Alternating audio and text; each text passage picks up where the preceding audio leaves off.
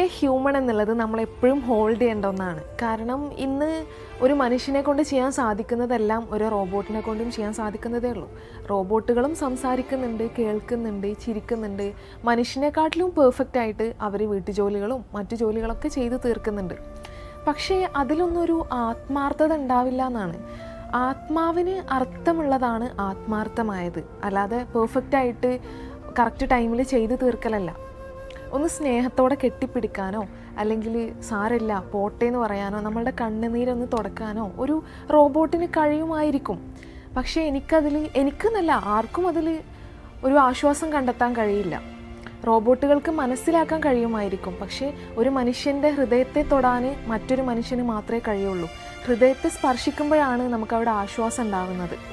റോബോട്ടുകൾ ഉത്തരവുകൾക്ക് കീഴിലാണ്, എന്നാൽ മനുഷ്യൻ്റെ ഹൃദയം എന്ന് പറയുന്നത് സ്നേഹത്തിൻ്റെ കീഴിലാണ്.